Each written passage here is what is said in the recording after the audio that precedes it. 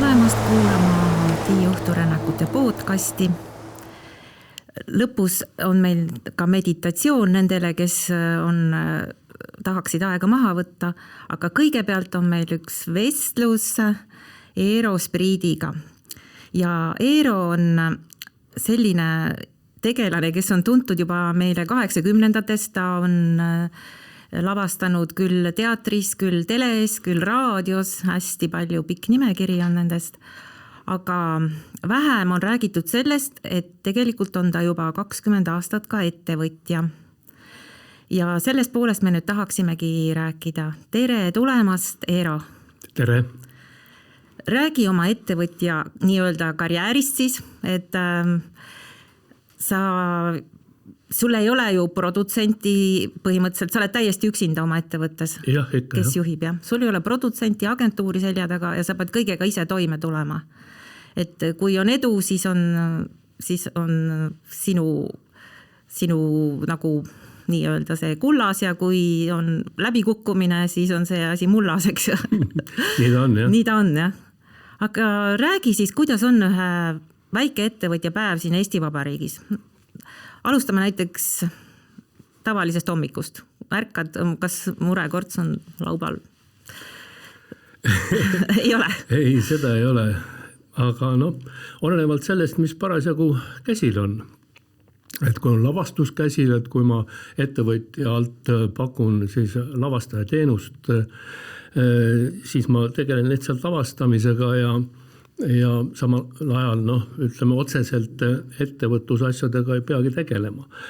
Aga nüüd, kus on käsil näiteks produtsenditöö ettevõtjana, ehk siis ühe kontserttuuri müümine, reklaamimine, siis hommik algab sellega, et kõigepealt panen üles Facebooki uued reklaamid, sest Facebookis mul on kogu aeg reklaamikonto, mida ma siis tasun oma firma alt ja samuti suhtlen siis ka meediaga, ostan reklaame nii veebis kui ka paberkandjatele ja siis päev tihtipeale sisaldabki seda, et ma suhtlen väljaannetega, Kroonikaga, Delfiga, Õhtulehega, siis kujundan neid reklaame, saadan ära, maksan arveid ja see kõik käibki siis selle ettevõtluse sisse. Nii et jah, kui ma sulle helistasin, siis sul oligi just üks sooduspakkumine tulnud, reklaamipakkumine ja siis sa ütlesid, et sa tahaksid selle nüüd ära teha, et sa pead mingite tundide jooksul selle kujunduse ära tegema, et sa oled nagu mees nagu orkester. Jah, seda küll, et küllap ma olen ka varemalt tellinud kunstnikelt kujundusi ja kui on ikkagi tegemist teatrilavastusega ja suurema projektiga, siis ikkagi profid teevad ikka neid kujundusi aga ma olen ka ise ära õppinud, praegu on kõik need programmid Canva ja samuti ma teen ise ka videoklippe muidugi sotsiaalmeedia jaoks erinevates formaatides ja need montaažiprogrammid on ju kõik olemas vabavarana või sa võid ka profi endale peale osta ja kõik need võimalused on olemas.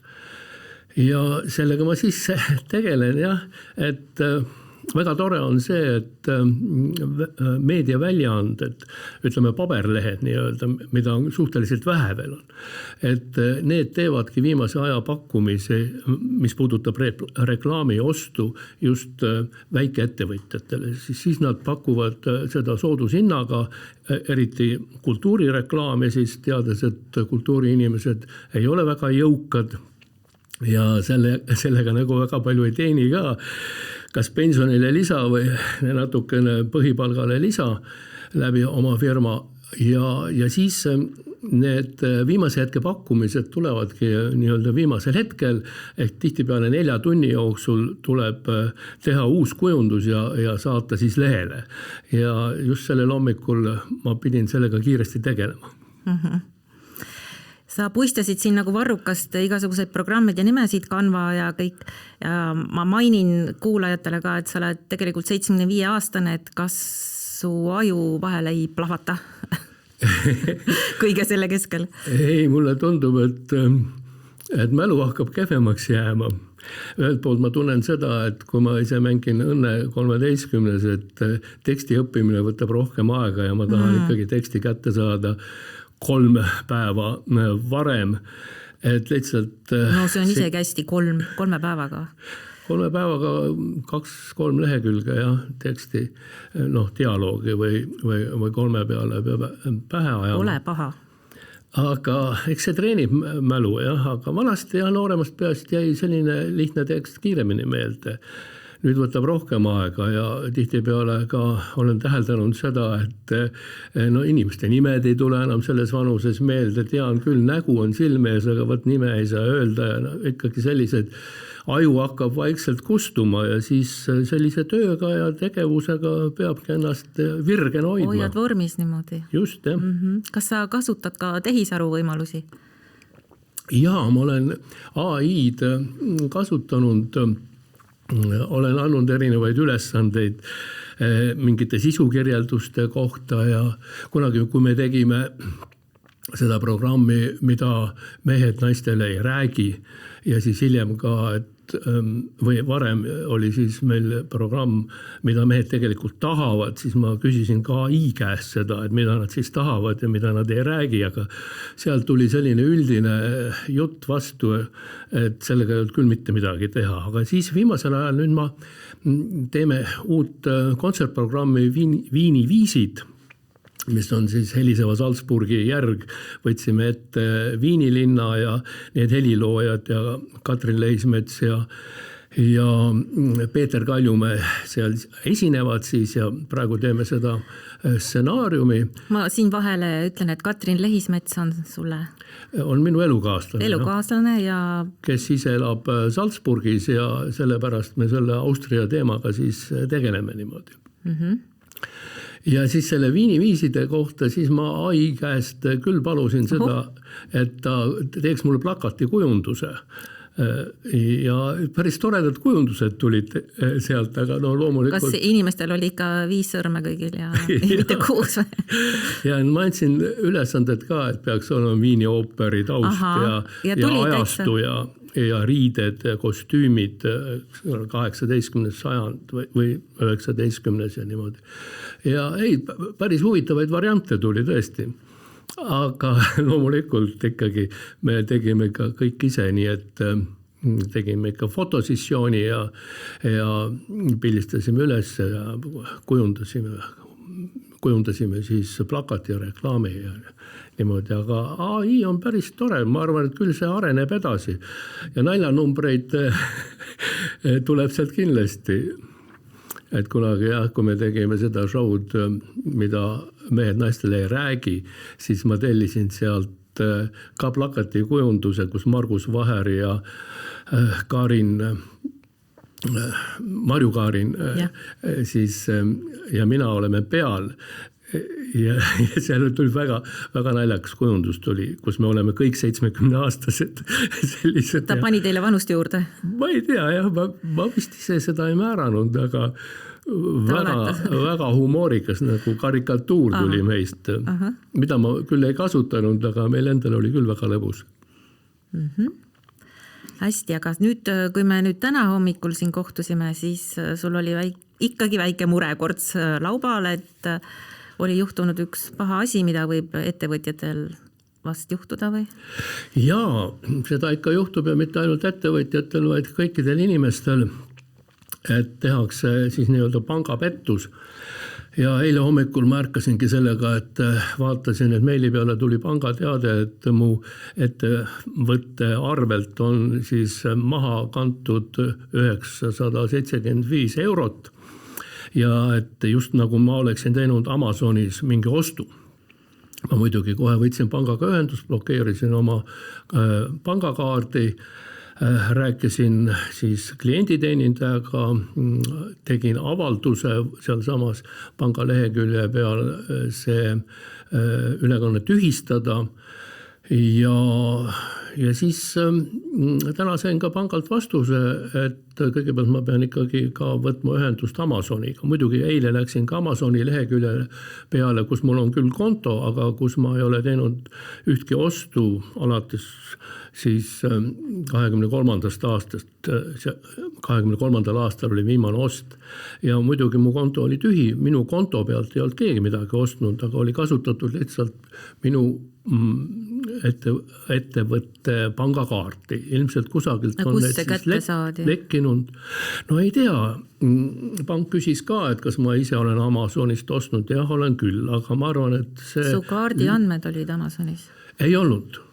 Ma olin ostnud niimoodi, et ma ei olnud jätnud mällu neid. No ilmselt kusagil Amazonis muidugi on, aga mitte selle lehekülje peal ei ole mu pangakaardi andmeid. Ja ma arvan, et pangakaart on vahepeal ka muutunud isegi. Aga see leke on toimunud kusagilt mujalt. Ma kasutan Booking.comi, siis ostan hotelle, sõidame lennupileteid, praamipileteid, hotelle ka Eestis Booking.comist ja olen ostnud muidugi, ostsime klaveri näiteks internetist ja selliseid ostu olen teinud firma alt kõik. Ja loomulikult kusagilt võib olla siis ka see viimane koodinumber, see 3 numbrit, mis on kaardi tagaküljel, võib-olla see on siis kusagil fikseerunud, aga igal juhul iga kord tuleb sellisel juhul kohe kaart blokeerida, ehkki selleks hetkeks eile hommikul ei olnud see ülekanne veel toimunud, aga ega pank ei saa seda tagasi võtta. Nii et täna siis päeva jooksul tehti see ülekanne ära ja see raha on läinud, nii et hommikul enne siia tulekut ma siis uurisin Amazoni lehekülje pealt ja nüüd kui tagasi lähen, siis hakkan kõigepealt Amazonile nõudeid esitama. Aga mul on varem ka juhtunud eraisikuna, see oli veel krooni ajal, käisin Itaalia reisil ja siis pärast tuli välja, et kopeeriti pangaautomaadis pangakaardi andmed ja 2 nädalat pärast Itaaliast tagasi tulekut öösel kusagil USA-st võeti 2000 krooni maha 2 minutit enne 12 öösel ja 2 minutit pärast, sest mul oli seal see piirväärtus pandud ja siis tehti see ülekanne just sellisel ajal, kus Eesti kellaaeg on nii, et saab 2 päeva piirväärtusel kätte siis kroonides, aga siis ma esitasin isegi politseisse selle kohta avalduse. Tollel ajal oli see suhteliselt uus asi veel, nüüd on see päris igapäevaseks muutunud kahjuks. Ja pank ise soovitas politseisse pöörduda ja kusagil, ma arvan, et kusagil 2-3 nädala pärast siis Swedbank maksis selle summa tagasi mulle. Nad kontrollisid seda, et ma sellel hetkel ei viibinud USA-st, kui see ülekanne toimus. Või kui võeti sularahas pangaautomaadist raha välja, et mina ei viibinud. Vabandust. Et kui pangaautomaadis siis öösel sularaha välja võeti, siis sellel hetkel mina ei viibinud USA-s. Aga antud juhul siis ettevõtluskonto on mul SEB-pangis, SEB-s ja ma loodan, et SEB siis ka ehk maksab tagasi, ehk kannab selle mulle tagasi juhul, kui ma suudan tõestada seda, et ma tõepoolest seda tehingut ei teinud või kannab tagasi selle siis Amazon. Aga kahjuks tuleb selliste asjadega tegeleda. Pangad kannavad tagasi küll, kui sa suudad seda tõestada, sest pangal on ju nende ülekannete peale kindlustus ja kindlustused maksavad omakorda neile selle raha tagasi. Nii et tasub tegutseda. Jaa, tuleb tegutseda kindlasti, aga ma igaks juhuks veel küsin selle üle, et mingile lingile sa ju kuhugi ei vajutanud, et see tuli sulle täiesti nagu lambist, et sinu poolt ei olnud mitte ühtegi, sa ei teinud mingit viga? Ei. Täitsa uskumatu. Ma üldse ei teinud midagi. No mul on pangast tellitud see, et nii kui minu konto peal mingi liikumine toimub, siis ma saan meili peale kohe teada. See on väga hea, jah. Ja selle peale ma reageerisin. Aga kui siit teistele ettevõtjatele või üldse inimestele midagi soovitada, siis see sama, et pangalt teavitust tellida või mida sa ikka oskad teha? No ikka jah. Ja mitte jätta oma andmeid igale poole lohakile, kui see on võimalik? Jah, seda ka, et mitte kõikidele interneti ostumüügi lehekülgedele jätta oma pangakaarte sisse, vaid teha siis ilma kontota näiteks ostmüük, siis ta vähemalt ei jää sinna kusagile üles. Ja teine asi on see, et peaks kindlasti hoidma võimalikult madalad siis need nivood või limiidid, jah, eriti siis interneti ostulimiidid. Ja kui ütleme tavainimene või ka ettevõtja üldse Eestist ei reisi kusagile ja internetist ei osta, siis võiks kõik kaardil ära märkida need kohad, et väljapoole Eestit üldse kaart ei kehti ja interneti ostud ei ole lubatud, siis see on kõige kindlam. Aga sellega jälle välismaal satud lõksu, siis kui mul on olnud niimoodi, et ma olen seal ja ma ei saa osta sellepärast, et mul on see piirang peal, ma ei tohi välismaalt. No nüüd õnneks saad minna kohe mobiilis oma pangakontole ja neid muudatusi teha, aga oli veel aastaid tagasi aeg, et seda pidi pangakontoris tegema. Ja tegema mingi avalduse, et tahad neid limiite muuta. Õnneks nüüd on kõik, vähemalt Eestis käib kõik nii kiiresti, et selles mõttes on ikkagi Eesti palju kaugemal oma IT-lahenduste poolest kui näiteks Austria, kes on meist kindlasti mingi 20 aastat taga ja kus on meeletu bürokraatia ja pangaga asju ajada, kõik jääb paberi peal ja pastakaga tuleb allkirjad anda. Tõesti, sinna aega küll tagasi ei taha. Seda küll, jah. Täna hommikul ma sain just oma uue ID-kaardi Selveris kätte, mõtlesin nii tore, et ma ei pea sinna politsei- ja piirivalveametisse sõitma hakkama. Tõesti, e-riik on üks hea asi. On. Aga kui palju see sinu päevatoimetused, kui pikale su päev üldse läheb, kas sa saad 8 tunniga hakkama ja siis saad jalad seinale visata õhtul või sa tegelikult teed ikka pikemad tööpäevad ja annad ennast rohkem? No ma arvan ikka pikemad. Pikemad? Et ma töötan praktiliselt kogu aeg. Kogu aeg, nii? No selles mõttes, et ma olen selline ööinimene, et kuna näitlejad on ju ööinimesed ja see on juba jäänud sellest ajast sisse, kui ma töötasin noorsooteatris, siis hilisemas linnateatris 16 aastat ja see tähendab seda, et kui näitlejal lõpeb tööpäev ja etendus lõpeb võib-olla 9:30, kell 10, 10:30 mõnikord, siis ta saab 11:30 koju. Aga kui on väljasõiduetendus, nagu näiteks Vana-Baskini teatril või kes on kogu aeg ratastel, siis me jõuame koju 12:30 öösel tihtipeale. Isegi kell 1, kui me tuleme kusagilt Võrust või kaugemalt. Mis tähendab seda, et sinu tööpäev lõpeb kell 1, sa jõuad kell 1 koju, sa ei saa ju kohe magama jääda. Ja siis on adrenaliin üleval. Ja öeldakse ju seda, et näitleja elu on selline, et ühe etenduse mängimine, mis on näiteks kandev roll või läbiv roll, näitleja organism toodab nii palju adrenaliini nagu ühel tavalisel autoavarii puhul. Ja kujutad ette, kui sa elad sellist elu, et sul on 20 autoavariid kuu jooksul, et mida see organism siis peab taluma. Kas sellega aastate jooksul ära ei harju? Kas ei muutu natuke rutiinseks? Harjub ära jah, ja selle järgi tekib isegi vajadus. Et kui seda adrenaliini ei ole, siis inimene võib kukkuda masendusse või tunneb ennast ebamugavana.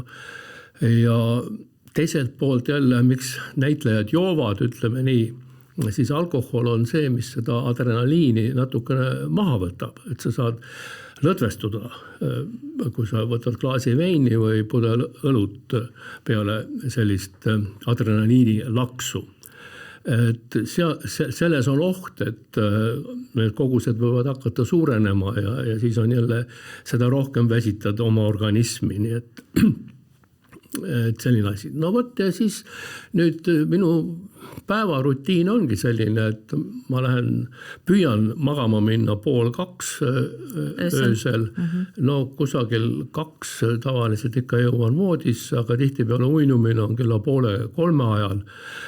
On ka suvel olnud niimoodi, et kell on 4 ja väljas hakkab valgemaks minema ja siis ma ütlen, Eero, nüüd tuleb magama jääda. Kas ma loen siis voodis midagi? Sul uni ei taha ka tulla? Ei tule, jah. No see on ka ealine iseärasus. Seda küll, jah. Kuulake lõpus meie meditatsiooni, me püüame seda ka inimesi aidata. Jaa, ealise iseärasuse tõttu ma aeg-ajalt kasutan melatoniini, pihustan seda keele alla, kas enne magama jäämist, see aitab magama jääda, aga ta ei ole unerohi. Ta mõju on kusagil 4 tundi ja kui on väga pingelised ööd mingid enne esietendusi või enne mingeid varaseid väljasõite, siis on tihtipeale, et peab isegi 2 korda öö jooksul melatoniini pihustama, et siis 2 korda 4 tundi ära magada. Aga üldiselt jah, et kui ma kell 2 lähen magama või 1:30, siis ma tavaliselt ärkangi 9:30 või kell 10, sest see ongi näitleja ärkamisaeg, kui tal ei ole väikseid lapsi. Sest tavaliselt algab kell 11 proov teatris ja 9:30 ärgata ja kohvi juua ja paar võileiba süüa ongi see tavaline rutiin. Nii et kui kell 2 magama minna, siis see ei tähenda seda, et ma olen kogu aeg unevõlas. Ma magan ikkagi oma 7,5 tundi ja 8 tundi ära. Nii et lihtsalt see on, ütleme, nihkes arvestades siis nende inimestega, kes peavad hommikul kell 8 tööle minema. Ja kuna ma saan aru, et sa oled seal üksinda, siis nagu sa ei sega sellega kedagi, et sa elad nagu sa tahad. Jah, seda kindlasti. Põhimõtteliselt see on see pensionäri eelis, kes elab üksinda. Ja selle tõttu ma töötangi mõnikord 12 tundi või isegi 14 tundi, kui on midagi teha, arvutis, kui on vaja töötada tekstiga, toimetada teksti, näidendi teksti ümber kirjutada või teha reklaame, et tihtipeale ma vaatan AK uudised ära kell peale 9 või umbes niimoodi järelvaatamisest koos väikese õhtuse tee ja võileivaga ja siis kell 11 ma olen niivõrd töövormis, et tihtipeale ma töötan 11 kella 1-ni, siis aktiivselt veel arvutis teen midagi, sest kuidagi näitleja organism on selline, et siis sa oled väga löögivalmis nagu astuks lavale. Ja võt, selline on, ütleme, sellise loomingulise ettevõtja elu, mis puudutab siis nagu teatrivaldkonda. Nüüd ma tahaksin natuke kirjeldada sinu riietust, et sa oled punases ülikonnas täna siia tulnud nendele kuulajatele, kes meid võib-olla kuulavad, ei vaata. Et sa armastad välja paista, saan ma aru, sest kirev riietus on nagu sinu kaubamärk. No ma arvan seda, et eks ma selle suurema edevuse olen juba ikkagi ära rahuldanud. See on sinu seest tulev edevus. Aga... Näitleja edevus. Ja aga ega ma lavale enam väga ei kipu ja seda adrenaliini ja selle laksu ma saan kätte mäesuusatamisega või kusagilt mujalt. Aga pigem see... mul on olnud perioode, kus ma olen aastaid kandnud ainult musta. Aga nüüd võib-olla selles vanuses ja sellises pimedas ilmalumeta talves peab natukene rõõmsamalt elama ja et enda tuju ja teiste tuju üleval hoida, tuua natukene värvi ja helgust ja rõõmu lihtsalt selle riietumisega ka argipäeva ellu ja me riietume ju sellepärast, et teiste inimeste vastu viisakas olla ja neile rõõmu pakkuda, sest kodus ma olen ikka mustas T-särgis ja hallides dressipükstes ja ega seal ei ole vaja ju väga värviliselt ennast riidesse panna. Aga kui tuled uksest välja, siis särad, jah? No jah, ilmselt see on selle professiooniga juba külge jäänud harjumus, et kui ma lähen ka oma kodupoodi leiba ostma, siis ma kindlasti ei lähe sinna dressipükstes. Et see on nagu vastupidine enamiku eestlaste sellisele suhtumisele, et isegi peol naised on tegelikult, enamus naisi on ju mustas, ehkki nad võivad seal läikida kuidagi need kleidid neil või pintsakud, mis neil parasjagu seljas on, aga et kui tuleb selline helge inimene seltskonda, siis ta paistabki kohe automaatselt välja. Et see on väga, väga tore, et sellist vitamiini teistele pakkuda. Jah, tuleb elurõõmusamalt elada. Aga kuidas, sa oled hästi meeldiv inimene, ma ei ole sinuga küll palju kokku puutunud, aga aga see on tõsi, aga need vestlused on alati toredad olnud. Et kuidas sa üldse oled, kust see kõik tuleb ja mis nõu anda teistele inimestele, et kuidas olla selline meeldiv inimene? Ma ei tee seda teadlikult või selles mõttes, et eks ma oskan ka väga teravasti öelda ja eriti noorpõlves sai ju lõõbitud kõvasti ja mida vaimukamalt sa teise mehe paika paned, seda kõvem mees sa oled. Aga on sul meeles mingi hetk, kus sa kellegi niimoodi paika panid, et sa said aru, et see ei lähe kohe mitte? Ei, seda ma praegu küll ei oska öelda. Aga ma mõtlen seda, et kui see on vist tulnud selle lavastaja professiooniga, et kui teed tööd näitlejatega, siis see on väga intiimne ja helle protsess, see prooviprotsess. Ja näitlejad on väga tundlikud sellel perioodil ja lavastaja peab olema samuti siis väga tähelepanelik. Lavastajad mõned ma olen kuulnud ja olen näitlejate poolt kuulnud neid lugusid, kus lavastaja karjub ja naisnäitlejad nutavad. Kas vanasti peetigi seda nagu heaks tooniks, et treener karju sportlase peale, lavastaja näitleja peale, õpetaja õpilase peale? Jah, aga mina ei pea seda õigeks. Ma ei pea sellist suhtlemist õigeks ei elus ega töös. Sellepärast, et lavastaja ei ole ju mingi ülemus näitlejale, vaid ta on abiline. Ei ole ülemus? Ei ole. Me oleme üks meeskond. Kas see on materialistliku maailmavaate või selline mõte oli, et uus kvaliteet sünnib vastandite võitluses või? Aga see võib küll sündida nii, aga vastandid ei ole mitte lavastaja ja näitleja, vaid vastandid on näitetrupp, näitlejad ja lavastaja koos ja see materjal, millest me püüame siis läbi närida ja millegagi hakkama saada. Ja selle tõttu me oleme üks meeskond ja kuigi ma annan näitlejatele ülesandeid, siis ma kunagi ei kritiseeri näitlejat. Kõige hullem on see, kui lavastaja hakkab näitlejat järele tegema. Kuule, et sa ütlesid seda, ju seda. See on nagu vaimne vägivald. Siis näitleja kohe solvub. Mitte kunagi sa ei tohi kopeerida seda, kuidas tema sinu arvates valesti tegi, vaid sa pead andma talle ainult kogu aeg uusi, innustavaid, huvitavaid, fantaasiat käivitavaid ülesandeid, ilma kommenteerimata seda ja kritiseerimata seda, mida ta hetkel tegi.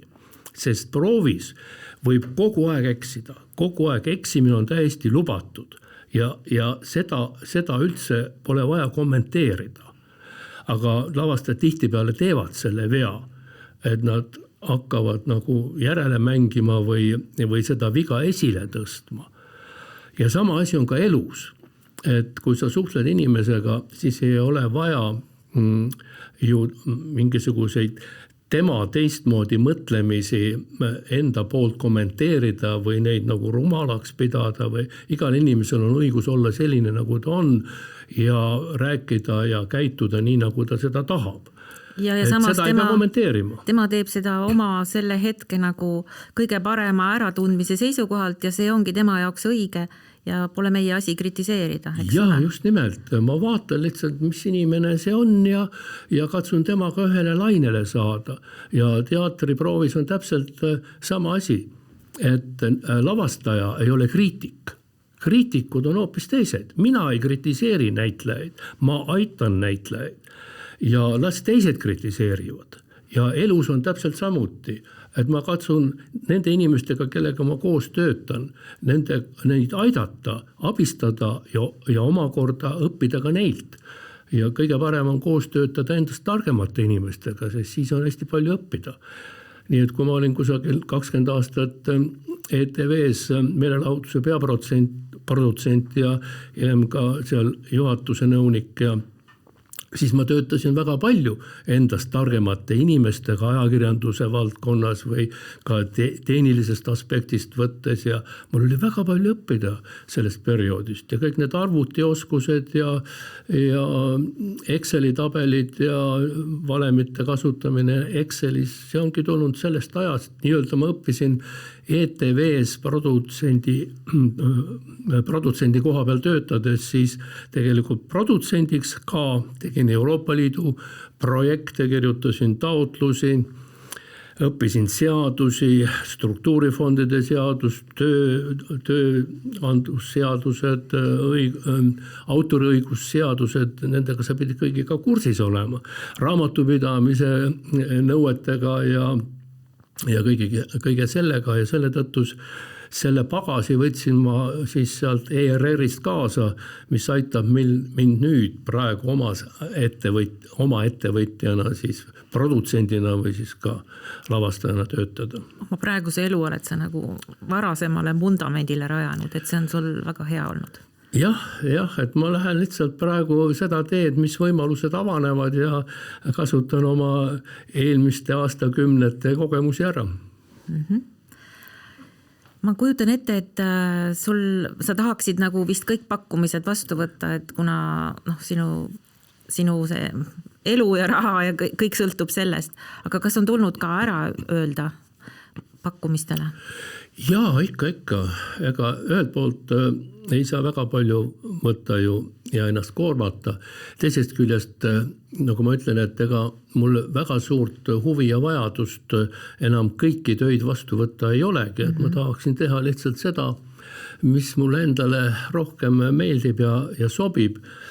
Et ma produtseerin ka ühte sellist huumorikava, kuidas leida normaalset meest, kus siis osalevad Inga Lunge, Erki Aule ja Hellar Bergman ja tihtipeale kutsutakse meid esinema siia ja tänna nii kultuurimajades, rahvamajades kui ka siis firmapidudele kusagile restorani ja mõnikord tuleb ka nendest ära öelda, kas või sellepärast, et kui näed, et see biokorraldaja on pannud üles ehitanud oma peo sellises ajakavas, mida me ei pea õigeks, et sõnaline etteaste on pandud ansambli või bändi esinemise tantsu vaheajaks kusagil peale kella 11, siis meie aastakümnete pikkused kogemused ütlevad seda, et see on täiesti valesti üles ehitatud õhtuformaat. See publik on selleks ajaks on juba väga vintis ja siis üks viga on ka see, mida teevad näiteks, firmade puhul on ju lihtsalt see, et mingi inimene, kes seal siis nende teemadega tegeleb, olgu see siis sekretär või mingi muu ameti peal olev inimene, mõtleb lihtsalt välja oma arvates, kuidas üks pidu võiks olla üles ehitatud, aga tal puuduvad selleks tegelikult kogemused, ta ei arvesta nii-öelda meie jaoks publiku psühholoogiaga, selle olekuga ja nii edasi. Aga meie, kes me nii pidevalt selles keskkonnas nii-öelda pöörleme, tajume seda väga hästi. Ja sellisel juhul jah, inimesed on juba vindised selleks kellaajaks ja kui on juba mitu korda tantsitud ja teine asi on see, et tihtipeale sellised õhtud korraldatakse üle. Et võetakse nii palju esinejaid, et küll on seal tantsutrupp ja küll on mustkunstnik ja siis veel sõnaline aga inimesed tahavad omavahel rääkida, nad saavad siis biokeskkonnas kolleegidega suhelda, mis on hoopis midagi muud kui tööl. Inimestele tuleb anda võimalust ise lõbutseda, mitte et nad peavad kogu aeg vaatama, kuidas keegi teine lõbutseb. Ja kui selline viga on, siis me pigem ütleme sellise esinemise ära, et me ei võta seda vastu. Kas korraldajad on siis kuidagi jäigad, et kui nad oma kava on paika pannud, nad ei taha loobuda sellest? Ei, on võimalust jah, et me oleme ka muutnud seda kava ja tõstnud oma esinemise ettepoole. Oligi üks juhus, tõstsime tund aega ettepoole, aga isegi sellest hoolimata oli rahvas niivõrd joogine, et mina pidin ühe mehe teise ruumi talutama ja siis Ellar Bergman pani esinemisruumi uksed kinni ja hoidis tervet seltskonda teises ruumis kinni, sest need lällasid ja vaevalt seisid püsti. Et no mis mõtet on siis minna sinna mingisuguse sõnalise huumoriga peale. Osa rahvast muidugi olid täitsa nii-öelda normis ja elasid väga aktiivselt kaasa, aga väga raske on kontakti saada siis sellises staadiumis juba, jah. Arusaadav. Aga kuidas on meelelahutaja elu tänapäeval ja nõukogude ajal, et nõukogude ajal oli nagu kindlamate inimestega peale minna, aga ja, tänapäeval vist... Vabandust. Räägi. Siis oli teine aeg, selles mõttes, et kui me käisime Guido Kanguriga tegime estraadi showsid nii-öelda ja numbreid või Andrus Vaarikuga või Tõnu Ojaga ja Ene Järvisega, kuna ma siis mingil ajal lavastasin ja vedasin Meelejahutajat, mis oli hästi populaarne Eesti raadiosaade igal pühapäeva hommikul ja sealt jäid järele siis tihtipeale sellised sketšid ja humoreskid ja monoloogid, mida eetrisse ei lastud, mis olid siis liiga nii-öelda režiimivaenulikud või... Tsensuur ei lubanud. Tsensuur ei lasknud, jah. Ja. Mõnikord isegi seal Eesti raadiosaalis salvestasime selle ära, aga eetrisse see ei läinud. Ja nendest lugudest siis me panime kokku oma huumoriprogrammi ja käisime... Mul oli üks väike selline punane märkmik, kuhu ma kirjutasin kõik üles, kõik esinemised ja me käisime Guido Kanguriga 6 aasta jooksul 600 korda esinemas. No teisi inimesi oli ka siis seal. Ja ma kirjutasin selle sellepärast üles, et me käisime tihtipeale ühes ja samas kohas juba 3. korda ja siis oli vaja teada, et mis me eelmisel korral rääkisime. Aha. Ja siis me ikkagi püüdsime uusi lugusid rääkida, mis on värskemad, aga tihtipeale tuldi pärast esinemist meie juurde ja mehed ütlesid, no kuulge, aga miks te seda lugu ei rääkinud? See oli teil ju nii hea lugu, ma tahtnud seda ka kuulda. Me olime väga imestunud, et no mis me ikka seda vana lugu räägime, aga nende humoreskidega oli siis juba selline asi, et nagu igal esinejal kujunevad välja lauljatel oma lemmiklaulud, mis on rahva seas populaarsed ja mis siis, et kõik oskavad seda isegi kaasa laulda, aga nad tahavad ikka uuesti ja uuesti seda lugu kuulda. See on samasugune asi, et kui üks inimene räägib hästi anekdoote, sa tead küll seda anekdooti ja tead seda puenti ka, aga kui ta seda hästi esitab, siis naerad ikka südamest. Ja teine räägib mingit uut anekdooti, mis paneb lihtsalt õlgu kehitama, sest ta ei oska seda puenteerida. no ja siis, kui tollel ajal Nõukogude ajal käisime, siis tihtipeale oli juhtumeid, kus me esinesime ka ühe õhtu jooksul 3 erinevas kohas. Nii et alustasime Paidest, siis olime Türil ja kella 12 oli määratud esinemine nii-öelda ühele firmapeole, see oli vist kas Tartu aparaaditehas või midagi sellist, et me oleme siis kesköö üllatuskülalised, aga kuna oli lumetorm, siis me jõudsime kell 1 öösel alles sinna, aga kogu saalitäis rahvast, kõik istusid, ootasid, bänd oli ära läinud, keegi enam ei tantsinud, nad ootasid meie esinemist ja kui me kell 1 peale läksime, siis see rahvas möörgas. Et need olid lihtsalt need lood, mida inimesed kusagilt ei kuulnud. Ja nad tahtsid siis teada, mida me siis räägime. Jah, nad olid valmistu südaööl kuulama. Jah, just. Aga nüüd on teine aeg, et nüüd on teised lood ja selliseid ühiskonnakriitilisi lugusid, neid eriti keegi ei huvita, sellepärast, et ajakirjandus lahendab ju kõik need probleemid ära. Ventiilid on juba kõik lahti keeratud, et siis oli kõik nagu kogunenud kuhugi. Ja nüüd öeldakse kõik välja, sõimatakse poliitikuid väga räigelt ja otse Facebookis ja mujalgi, isegi ka kirjutavas pressis on ikkagi väga otsesed ütlemised, et aga tollel ajal mitte midagi sellist ei saanud isegi mõelda. Et kõik tuli rääkida nii, et publik ise ridade vahelt loeks selle välja, mida me kõik mõtlesime ja kui nad siis sellest aru said, siis nad olid nii tänulikud selle üle. Ma imestan üldse, et teil seal sellistel õhtutel lubati seda, siis ei olnud tsensuuri kuskil.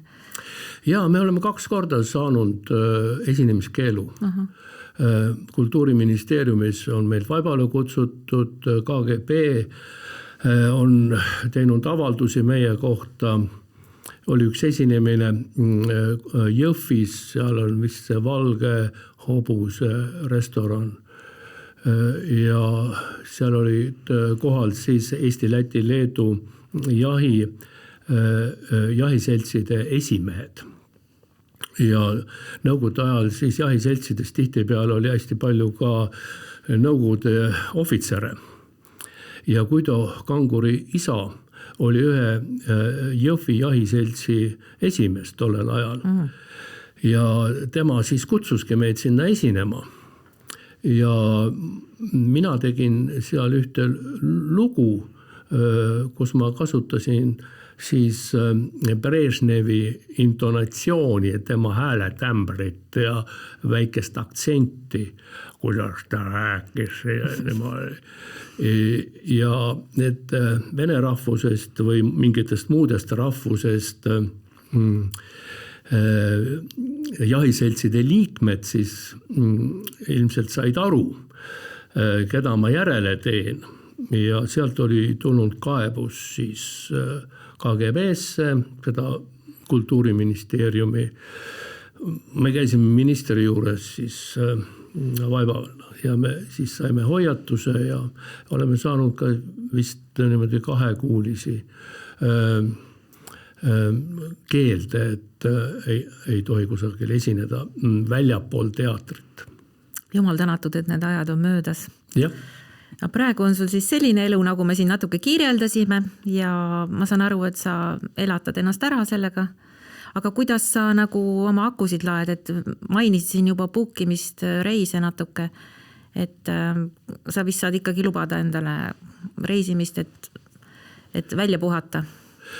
Jaa, seda küll, et eks elu jooksul on ikkagi väiksed varud ka tekkinud, et mis mõjutavad ka seda, et kõike töid ei pea vastu võtma ja suudan oma nii-öelda elukvaliteeti ka siis pensionärina ikkagi hoida tänu nendele lisatöödele, mis ma siis teen ja saab reisida ja kuna elukaaslane elab Salzburgis, siis aeg-ajalt ma käin ka Salzburgis isegi siis, kui tema peab tööl käima, kui tal ei ole puhkuse aega, siis ma elan mõnda aega seal ja seal on uus keskkond ja seal ma siis laen oma akusid ja seal saab käia suusatamas talvel.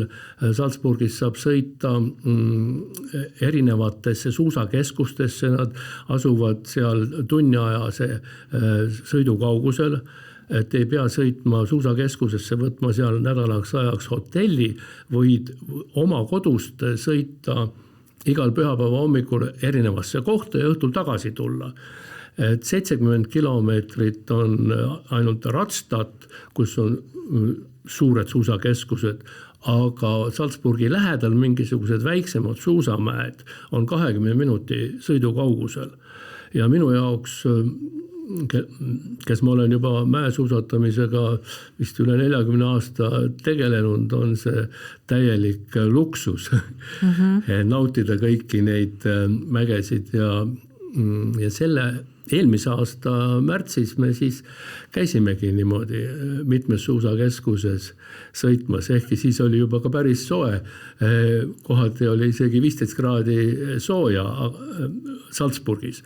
Aga kui tõused üles kõrgemale juba 1300–1600 meetri kõrgusele, et seal on temperatuur teine ja seal ikka lumi püsib ja saab siis sooja väikse käes sõita lume peal, see on väga nauditav. Aitäh ja siis nagu kokkuvõtteks võimegi öelda, et kõik on su elus paigas, sa oled hea koha peal, naudid, teed tööd. Jah, on küll. Rõõm kuulda. Aga aitäh kuulamast, mina olen saatejuht Eha Kruus ja vestlesin täna näitleja, lavastaja ja ettevõtja Eero Spriidiga. Tiiu õhturännakute podcasti varasemaid osi saate vaadata Õhtulehe veebist. Ajakiri Tiiu ilmub paberväljaandena ja seal ilmunud lugusid näete samuti Õhtulehe veebist või otsige üles Ajakiri Tiiu Facebookist. Alustame õhturännaku meditatsiooni osa, mis aitab sul lõdvestuda oma keha ja vaimu. Keskendume 5 meelele, nägemisele, kuulmisele, haistmisele, maitsmisele ja puudutamisele, et viia keha ja meel tasakaalu ning vabastada päevapinged. Lõdvestame need meeled järgemööda. Leia endale mugav koht, kus sa saad rahulikult istuda või pikali heita. Sule silmad. Hinga sügavalt sisse ja välja. Tunneta, kuidas õhk liigub läbi nina. Sisse hingates jahutab ja välja hingates soojendab. Jätka sügavat rahulikku hingamist ja luba igal väljahingamisel viia endaga kaasa pingeid. Alustame nägemismeele rahustamisega. Sinu silmad on suletud ja nägemine saab puhata. Kujutle, et kõik, mida oled täna näinud, ekraanid, valgused, värvid, inimesed, kõik sulab aeglaselt pimedusse. Kujutle seda pimedust, mis ümbritseb sind nagu pehme ja soe tekk. Võib-olla hakkad nägema sisemisi valguslaike või värve. See on normaalne. Lase neil hajuda, kuni jäävad alles vaid rahu ja vaikus. Nägemine lõdvestub. Liigume kuulmise juurde. Pööra tähelepanu helidele enda ümber. Võib-olla kuulad vaikset tuuleiili, kella tiksumist, tänavamüra. Ära püüa neid tõrjuda. Lihtsalt tunneta. Kujutle, et iga heli, mida kuuled, liigub sinust läbi ja hajub kaugusesse, kuni jääb alles vaid rahulik tühjus. Luba oma kõrvadel puhata. Kuulmine rahuneb. Suuna tähelepanu haistmisele. Tee paar sügavat hingetõmmet ja tunneta lõhnu enda ümber. Võib-olla tunned kerget lõhnaõli või toidulõhna. Kujutle, et iga hingetõmbega lõhnad hajuvad, kuni kaovad täielikult. Lase ka oma haistmisel puhata. Haistmismeel lõdvestub. Suuna tähelepanu maitsmismeelele. Tunneta oma suus olevaid maitseid. Võib-olla tunned viimati söödud roa, õrna järelmaitset. Kujutle, et seegi haisting muutub üha nõrgemaks ja hajub täielikult. Maitsemeel rahuneb. Lõpetuseks pööra tähelepanu puudutustele. Tunneta, kuidas su keha toetub voodi või diivani peale. Kuidas õhk puutub vastu su nahka. Kujutle, et iga kontakt ja surve, mida tunned, muutub kergeks ja pehmeks. Justkui su keha hõljuks ja vabaneks igast viimsest kui pingest. Kompimismeel lõdvestub. Nüüd, kui kõik 5 meelt on rahunenud, hinga natuke aega sügava rahuga sisse ja välja. Kujutle, et see rahulik seisund juhib sind pehmelt unemaailma. Sa oled valmis puhkama. Aitäh, et tulid meiega õhturännakule. Rahulikku und!